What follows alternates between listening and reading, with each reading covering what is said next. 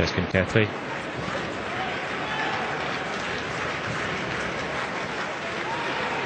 Der stemmer fint op og får prikke bolden fra Nkun. Jesper Bæk, god aflæg der til Kasper Risborg. Det kan godt blive farligt det her, den takning af Jesper. Stadionspeakeren her på Trefor Park gav målet til Markus Petersen. Det er selvfølgelig også lidt nemmere at få tændt op under publikum, når man kan hylde en OB'er. Det er klart. Det er altså ikke noget, trods indlæg. Dennis Rommedal, og så går det stærkt, rigtig stærkt. Kasper Risgaard har han hængende med sig, det er et udmærket indlæg det der, men godt bakspil også af Daniel A. Pedersen, der kommer ind og...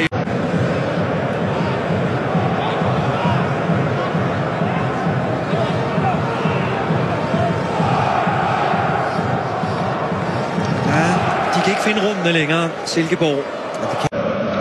Det er ikke mand, der har mulighed for at fortsætte med god aflæg der til Jens Larsen. Så bliver den spillet tilbage der til Antipas. I 2 omgange. Kæmpe mulighed. Igen til Brøndby. Frederik Holst. Mod McKinnock. Det er godt spillet der, McKinnock. Mathias Gert bliver taklet lige det afgørende øjeblik af Jesper Mikkelsen. Gode 5 minutter. Thyssen. Det er en god finte, han får lavet der. Mikkel Thyssen. Og så er der snart åben for en afslutning der. Mikkel Thyssen bliver taklet, og selvfølgelig ikke. Straffespark der. Allez, là, il faut ressortir là. Et côté danois, toujours beaucoup d'appels dans le dos de Dimitri Foulquier. Ça va être à surveiller côté français. Oui. Edersen. Oh, Brock Madsen à l'entrée de la surface de réparation. Et l'égalisation signé Nikolai Brock Madsen, on l'avait dit. C'est lui le joueur à surveiller, c'est lui le plus dangereux. Il évolue à Granders, 2e du championnat danois. Et sur sa première... Ja, det er jo klart, det er en ung, talentfuld spiller, som der kommer ind i stedet for en gennemrutineret som Frank Hansen. Ja, det er godt. Taget fat der. Netop Jeppe Ilum. Ganske imponerende i den her sæson. Ja, kan samtidig blive, i og med at vi ikke har Bender til disposition igennem, men vi ved ikke, hvor lang periode nu, så kan Cornelius være rigtig, rigtig vigtig, også for det danske land.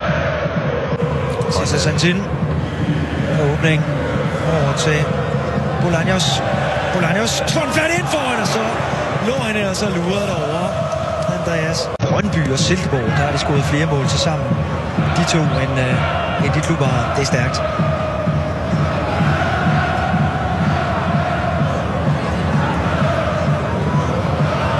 Det er sådan set også stærkt, det der. Daniel Pedersen, og så er det Risgaard igen, der viser sin evne til at komme i de situationer der. Nu skal han... Slutning fra et budspiller bredt på Danny Olsen, som slår et født indlæg, og så en lidt blodfærdig afslutning.